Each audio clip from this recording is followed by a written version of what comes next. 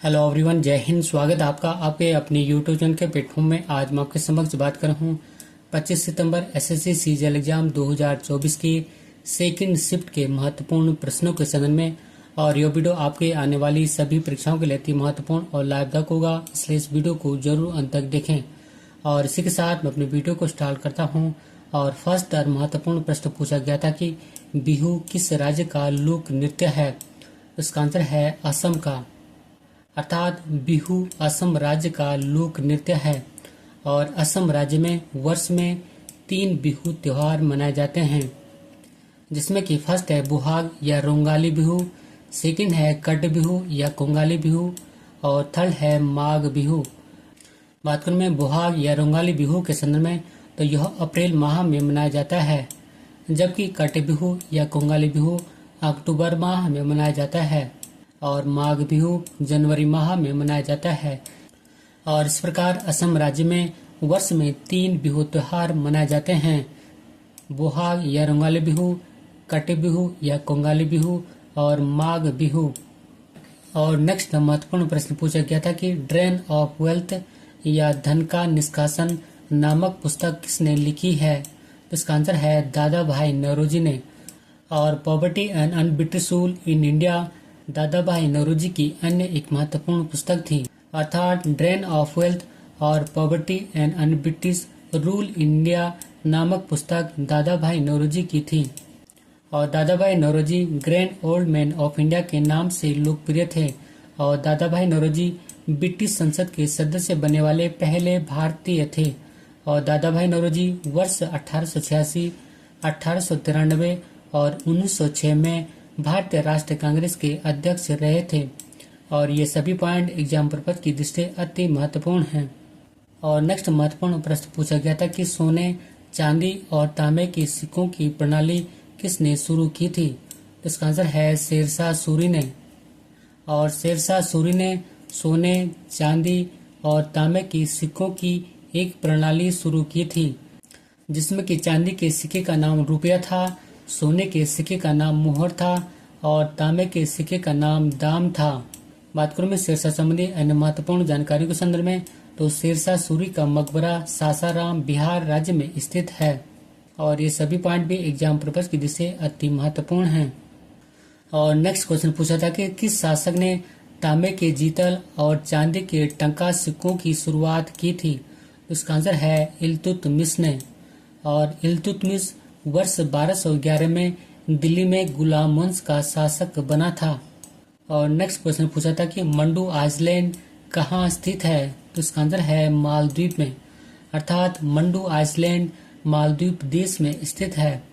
और next question पूछा था कि वर्ष 2005 में कर्नाटक रत्न किसे मिला था। इसका आंसर है भीमसेन जोशी को। और कर्नाटक रत्न कर्नाटक राज्य का सर्वोच्च नागरिक सम्मान है।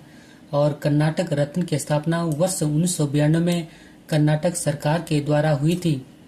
बात करूं मैं भीमसेन जोशी से संबंधित महत्वपूर्ण जानकारियों के संदर्भ में, तो भीमसेन जोशी को वर्ष 2008 में भारत का सर्वोच्च नागरिक सम्मान भारत रत्न भी मिला था। और नेक्स्ट क्वेश्चन पूछा था कि वर्ष 1950 से वर्ष 1990 तक कितनी पंचवर्षीय योजना आई। इसका आंसर है 7, अर्थात वर्ष 1950 से वर्ष 1990 तक कुल 7 पंचवर्षीय योजना आई हैं। बात करूं मैं पंचवर्षीय योजना संबंधी महत्वपूर्ण बिंदुओं के संदर्भ में, तो भारत में प्रथम पंचवर्षीय योजना 1 अप्रैल 1951 में आरंभ हुई थी। और भारत में कुल 12 पंचवर्षीय योजना चली हैं। और नेक्स्ट महत्वपूर्ण प्रश्न पूछा गया था कि कौन सी नदी भारतीय हिमालय से निकलती है। तो इसका आंसर है यमुना नदी, अर्थात यमुना नदी भारतीय हिमालय से निकलती है। और यमुना नदी यमुनोत्री ग्लेशियर उत्तराखंड से निकलती है। और यमुना नदी प्रयागराज उत्तर प्रदेश में गंगा नदी में मिल जाती है। बात करूं मैं हिमालय से निकलने वाली नदियों के संदर्भ में, तो हिमालय से निकलने वाली मुख्य नदियां हैं, इसमें कि फर्स्ट है गंगा नदी, सिंधु नदी, ब्रह्मपुत्र नदी, सतलज नदी आदि जो है हिमालय से निकलने वाली प्रमुख नदियां हैं। और नेक्स्ट महत्वपूर्ण प्रश्न पूछा गया था कि अनुच्छेद 158 अर्थात आर्टिकल 158 किससे संबंधित है। इसका आंसर है राज्यपाल के पद की शर्तों से। अर्थात अनुच्छेद 158 या आर्टिकल 158 का संबंध राज्यपाल के पद की शर्तों से संबंधित है। बात करूं मैं राज्यपाल का संवैधानिक उल्लेख से संबंधित महत्वपूर्ण अनुच्छेदों के संदर्भ में, तो भारतीय संविधान के अनुच्छेद 153 में उल्लेखित है कि प्रत्येक राज्य के लिए एक राज्यपाल होगा, जबकि संविधान के अनुच्छेद 154 में राज्यपाल की कार्यपालिका शक्ति का उल्लेख किया गया है। अनुच्छेद 155 में राष्ट्रपति महोदय के द्वारा राज्यपाल की नियुक्ति का प्रावधान किया गया है। अनुच्छेद 156 में राज्यपाल महोदय के कार्यकाल का उल्लेख किया गया है। अनुच्छेद 157 में राज्यपाल पद की योग्यता का उल्लेख किया गया है। अनुच्छेद 158 में राज्यपाल की सेवा और शर्तों का उल्लेख किया गया है और अनुच्छेद 159 या आर्टिकल 159 में राष्ट्रपति महोदय के द्वारा राज्यपाल को शपथ का उल्लेख किया गया है। इसके अतिरिक्त संविधान के अनुच्छेद 161 या अनुच्छेद 161 में राज्यपाल को क्षमादान की शक्ति का उल्लेख किया गया है और इसके अतिरिक्त अनुच्छेद 213 या आर्टिकल 213 में राज्यपाल महोदय को अध्यादेश जारी करने की शक्ति का भी उल्लेख किया गया है और ये सभी अनुच्छेद परीक्षा की दृष्टि से अति महत्वपूर्ण हैं। और नेक्स्ट महत्वपूर्ण प्रश्न पूछा गया था कि भारतीय संविधान के किस अनुच्छेद में बाल श्रम को रोकने का प्रावधान है, तो इसका आंसर है अनुच्छेद 24 और भारतीय संविधान के अनुच्छेद 24 कारखानों आदि में बच्चों के नियोजन का प्रतिषेध करता है। और नेक्स्ट महत्वपूर्ण प्रश्न पूछा गया था कि विटामिन B2 की कमी से कौन सा रोग होता है, तो इसका आंसर है औष्ठविद्रण या किलोसिस। अर्थात विटामिन B2 की कमी से औष्ठविद्रण या किलोसिस नामक रोग होता है और विटामिन B2 का रासायनिक नाम राइबोफ्लेविन होता है और विटामिन B2 की कमी से औष्ठविद्रण या कटे फटे होंठों का होना, त्वचा का फटना, आंखों का लाल होना, जीवा का फटना आदि रोग होते हैं। और नेक्स्ट महत्वपूर्ण प्रश्न पूछा गया था कि प्लासी से विभाजन तक और उसके बाद आधुनिक भारत का इतिहास पुस्तक के लेखक कौन है, तो उसका आंसर है शेखर बंदोपाध्याय। अर्थात प्लासी से विभाजन तक और उसके बाद आधुनिक भारत का इतिहास या from Plassey to partition a history of modern India पुस्तक के लेखक शेखर बंदोपाध्याय हैं। और नेक्स्ट क्वेश्चन पूछा गया था कि नोनेन या C9H20 किसे कहते हैं, तो इसका आंसर है केरोसिन को। अर्थात नोनेन या C9H20 केरोसिन को कहते हैं। और नेक्स्ट क्वेश्चन पूछा गया था कि मेगास्थनीज को चंद्रगुप्त के दरबार में किसने भेजा था, तो इसका आंसर है सेल्यूकस निकेटर ने। और मेगास्थनीज की पुस्तक का नाम इंडिका है, जो कि कई बार जम्मू में पूछी जाती है। और एक बार पुनः रिपीट करता हूँ कि मेगास्थनीज को चंद्रगुप्त के दरबार में सेल्यूकस निकेटर ने भेजा था और मेगास्थनीज की पुस्तक का नाम इंडिका है। और नेक्स्ट क्वेश्चन पूछा गया था कि कोनेरू हम्पी ने वर्ष 2023 में किस चैंपियनशिप में रजत पदक जीता, इसका आंसर है विश्व रैपिड शतरंज चैंपियनशिप में। अर्थात कोनेरू हम्पी ने वर्ष 2023 में विश्व रैपिड शतरंज चैंपियनशिप में रजत पदक जीता था। और नेक्स्ट महत्वपूर्ण प्रश्न कि न्यू मूर द्वीप कहाँ स्थित है, इसका आंसर है बंगाल की खाड़ी में। अर्थात न्यू मूर द्वीप बंगाल की खाड़ी में स्थित है। और नेक्स्ट क्वेश्चन पूछा गया था कि भारत का सबसे बड़ा चाय उत्पादक राज्य कौन सा है, तो इसका आंसर है असम, जबकि पश्चिम बंगाल राज्य चाय उत्पादन में दूसरे स्थान पर है। अर्थात कह सकते हैं कि भारत में चाय उत्पादन में प्रथम स्थान पर असम राज्य है, जबकि दूसरे स्थान पर पश्चिम बंगाल राज्य है।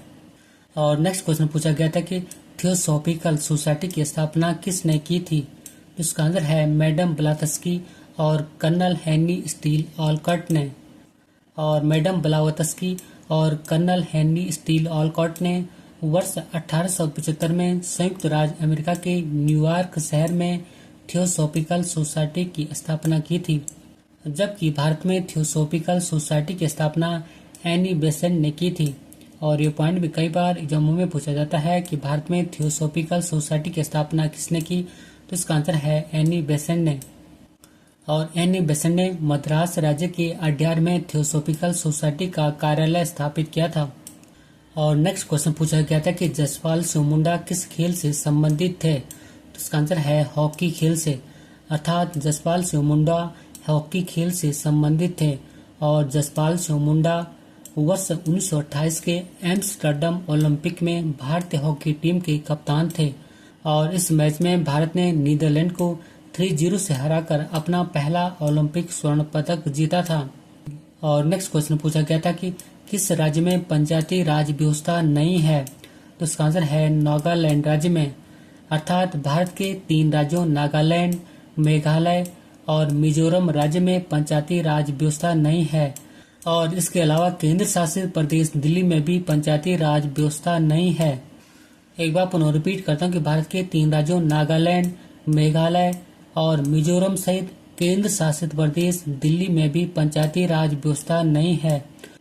और पंचायती राज व्यवस्था को सबसे पहले 2 अक्टूबर 1959 को राजस्थान के नागौर जिले में लागू किया गया था और बलवंत राय मेहता समिति ने पंचायती राज व्यवस्था को लागू करने का सुझाव दिया था।